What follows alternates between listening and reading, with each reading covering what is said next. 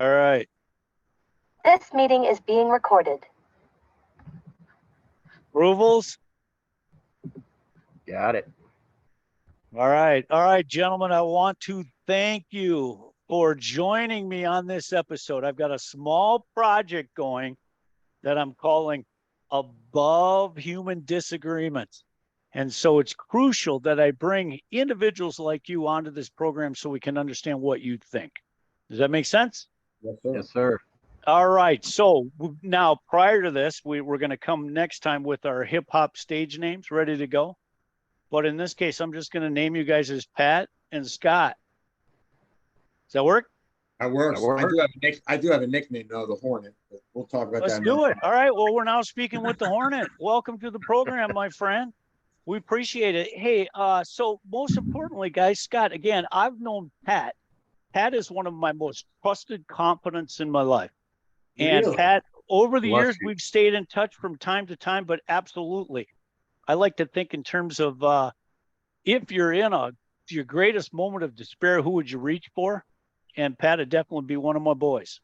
So it's Wow, thank you. truly a pleasure That to is have this heavy. man on the program. Bless you. And Scott, we're going to turn it over to you too. But Pat, again, I Matt, don't know you as well. can I jump on that real Oh, quick, Matt? 'Cause please do. Please do.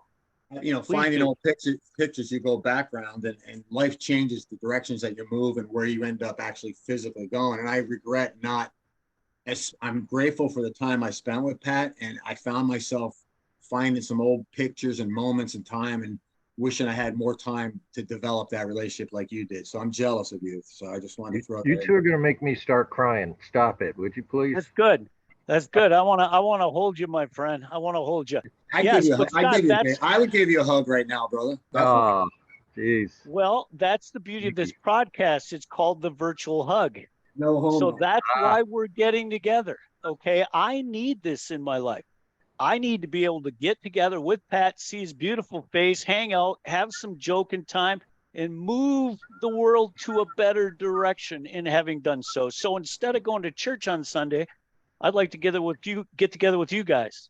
If I held up a piece of paper that said we're doomed, that'd be the negative start to this podcast. We're doomed. Well, hey, we got to start somewhere. Yeah. 6 Chinese balloons with EMPs, and what happened? We're done, man. You guys can't make it here, and I can't make it to you. We're on our own. No, I'm kidding. Yeah, no, I'm with you. No, so go ahead, Pat. What's the latest in your world, my friend? Talk to us. Well, I am deeply involved with a parade in Naples called the Naples St. Patrick's Parade, That's the Nice. one. which is coming up soon. In high school, I was voted least likely to run a parade. So it's kind of interesting. I don't So know the how I irony got is involved. overwhelming. It's just unbelievable. So it's the largest St. Patrick's parade in the state of Florida. And we'll have probably 25, 30,000 folks lining the shabby streets of 3rd and 5th in little old Naples. And someone cool's Yes. coming this year. Someone big's coming. Who else? I saw noted. Who's coming? Yeah, we have Lou Holtz coming, and Lou Nice. is a legendary motivational speaker. Well, yeah. I'll tell you, if you want to get fired up, Google Lou Holtz, and he will have you breaking down walls. I mean, Those are the guys that inspire you, that can hold the energy at an old age, man. Because most people start packing the SHIT in early and Mhm. giving up to go, and it's like I grab power from guys that held on to energy against the odds, I've had the Lou pleasure Holtz of is a master. He's a master at that positive energy. had the pleasure of hearing him speak twice, and boy, he's getting up there. I think he's like 85 now, but boy, he is just Mr. Motivational speaker. Still can rip it up at 85. That's good stuff, man. I love it. So that's kind of a big deal for us down here. Well, you're like the main guy, man. Good for you, Pat. Well, Pat, again, when is the program? It said St. Patrick's Day, of course. Now, hey, Pat, what's the latest on 3rd Street or 5th Street and 3rd Avenue and all that after the hurricane? Pretty much back to normal. You would never know that there was under 3 feet of water. Closer to the coastline, there's still a lot of homes that got flooded and a lot of work going on there. But yeah, it's if you drove down Fifth or Third, you would you just think nothing ever happened. Wow. 1340 West Lane, no damage. My old house, brother, up there off of Vanderbilt, no damage. Actually, you know what, Scotty? That's funny you mentioned that because the other day I was driving down Goodlet and it looks like they tore that house down. Yeah. Are you serious? Back there, that whole area back in there? Well, they had built a house behind it, a bigger house, because I think I told you I ended up, I had my bartending service for years and years. I did a party at that house like 7, 8, 9 years ago. And I was telling them about, the people that used to own, your old house, basically. And so I didn't go into too much detail, but I just said, I know the folks that used to live here. And I hope not. It scares people. I just happened to be driving down Goodlet the other day and looked over and I'm like, the house is gone. So they must have torn it down. No, I'll drive by it and take some pictures of it. 1340 West Lane. Anyway, sorry to digress on the podcast, gents. But everything's moving. Progress. They're tearing down houses. There used to be land in Naples that had bald eagle's nests, and we're like, oh, they'll never build there. Then there's a condo, right? Scott, if you drove around Pine Ridge right now, you would not recognize the homes that are going up. I mean, $10, $15 million homes that are just massive.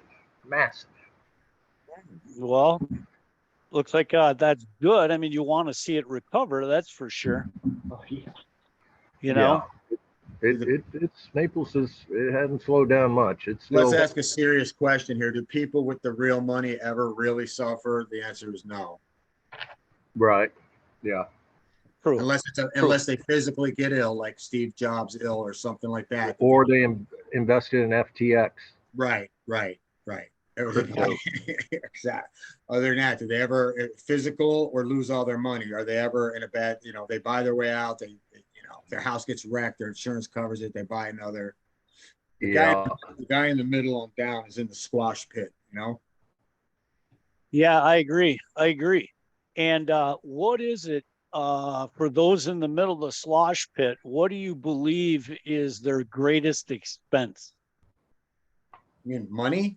Yeah. Like if you're in the slosh pit, like you said, some of the rich, super rich people in Naples, they'll never have to worry about money regardless of conditions. But those of us in the middle, where does our money go? What's our greatest expense?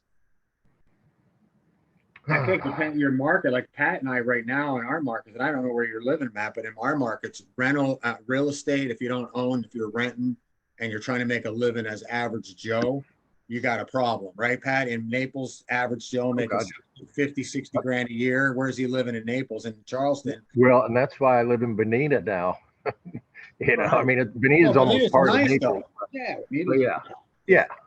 Awesome, Bonita. But yeah, exactly. I mean, a guy making 40 grand, executive, a sous chef at one of the hotels at 45,000. He's where's he living nowadays? I mean, Naples. Well, that's why everyone, most workers live in Lee County and drive to Naples every day. They live in Lehigh, they live in Cape Coral, they live in San Carlos Park, they live in Bonita. Big thing here right now. It's a big thing going on here right now. The median income, house prices have shot through the roof. So housing, I'd have to say, if you're not centered. So let me ask you this, because there's so many moving parts in this problem.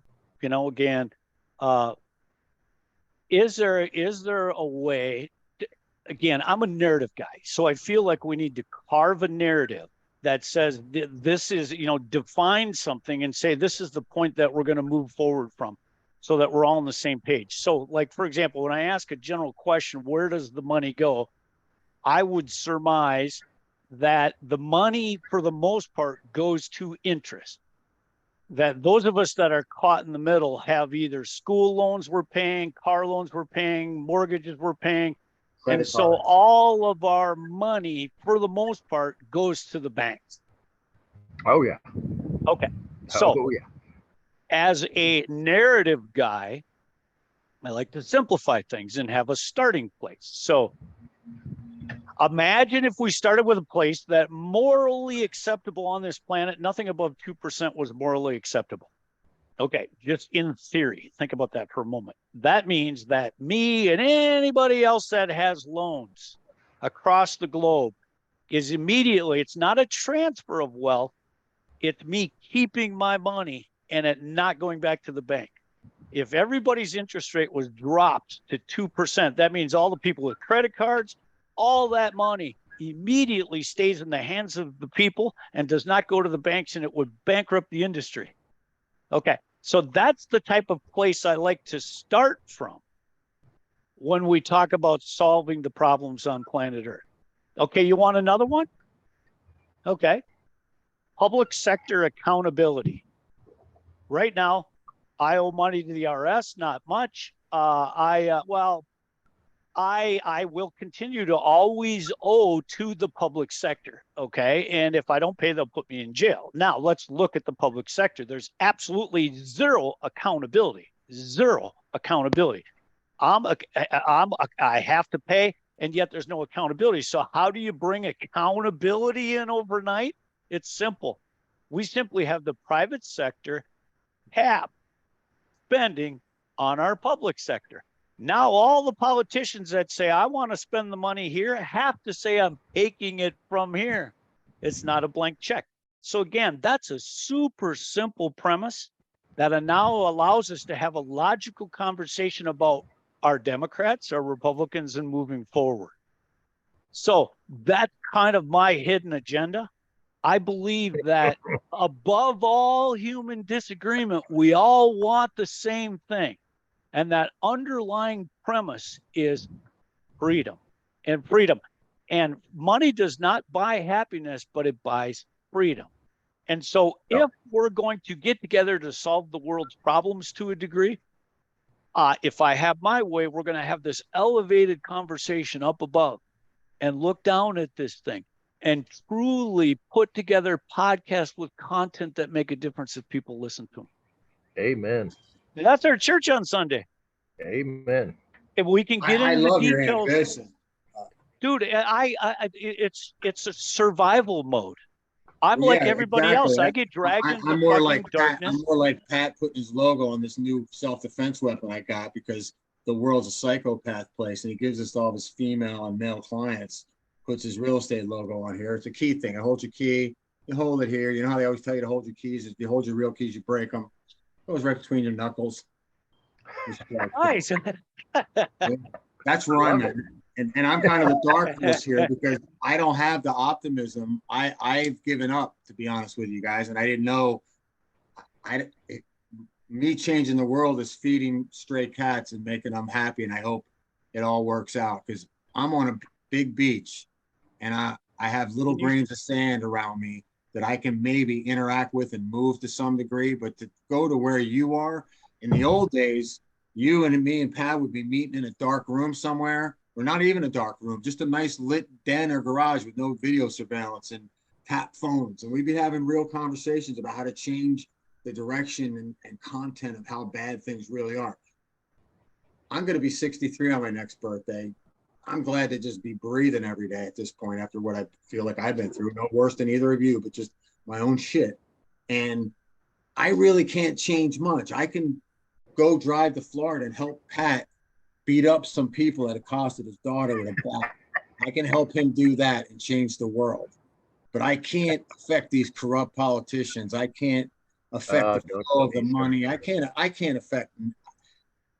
I'm sorry, and that's bad. If that's bad for this podcast. No, that's not bad. That's called perfect. That's called perfect. That's a completely transparent, honest testimonial about the what's the word for it? About the disenchantment these days. Yes, I don't blame you. It makes more sense to ride the wave into the abyss with whichever direction this universe is going than to fight it. I'm not going with them. Yeah, fair enough. And so again, I'm not asking you to do anything in terms of raising your head above the crowd. What I'm simply doing is saying your testimonial and your perception of what's happened in your life and where you are today resonates clearly with most of us. Absolutely.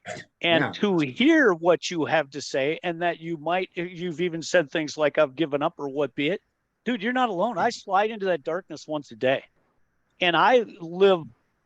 Again, when I'm in that darkness, I go seeking light. That's been churches, my wife, my And friends. don't What be misread it? giving up, Matt. Don't misread giving up. Because Okay. I like Pat and I were, talking earnestly. I've been reaching out to some of my older friends, friends that I feel, and going, hey, are you happy? Number one. And I ask them really, and I hope they tell me the truth. If they do, good. But and then where we are right now, how do we pull more fun out of this shit show? How do we pull more? I wrote a thing a long time ago that resonates with what you're talking. What the world is a ghetto. You must find your joy amongst the ruins. That's kind of where I feel we're at, man. Like, and I want to commend you on that assessment, because to take it a step further, truth be told, we're here for the difficulty, and the world is supposed to be a ghetto by which we're navigating. We come from the light, and we've chosen this darkness, this experience, and it throws some freaking punches. I'm with you, man. I'm going on 60. I'm still taking them, but it's all a paradigm. Okay. It's a paradigm. Do we enjoy and you hit the nail on the head. And it's actually a lyric from Craig Finn that says, isn't it funny how we all get by, but not the way that makes us laugh? And you are correct. How do we extract the joy out of this shit show? I know how we do it.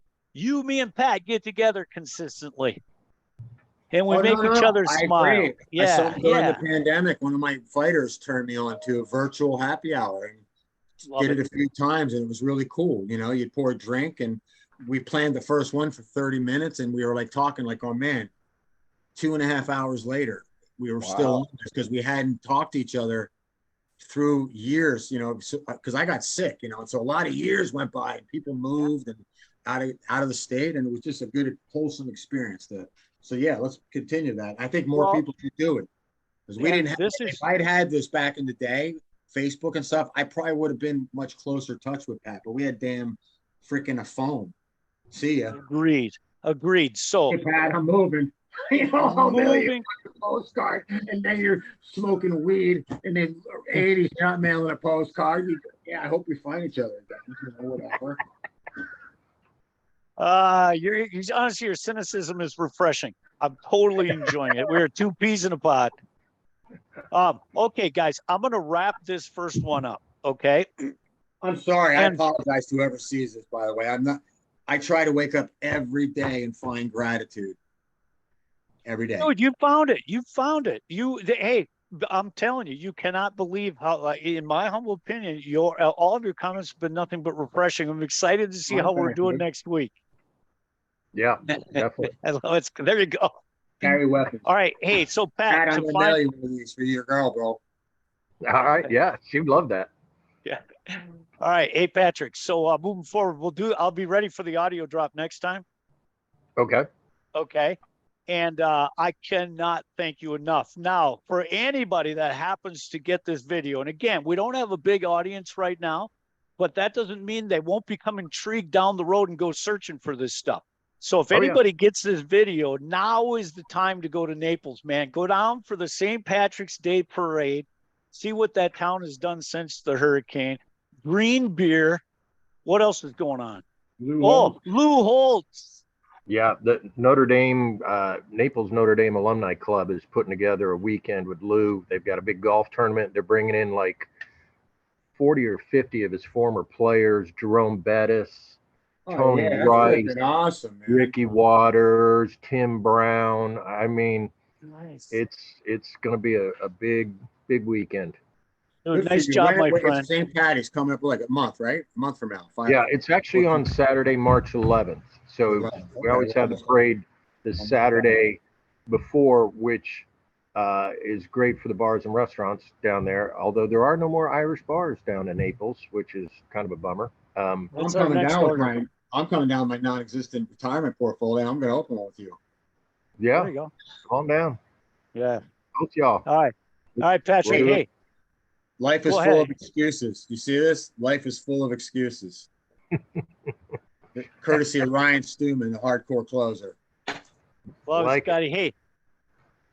Good to see you, Scotty. Patrick, truly a pleasure, my friend. We are going to do it again next week. Does that work, boys? Godspeed Yes, and sir. have a great life, gentlemen. All right. Love you, boys. See you soon.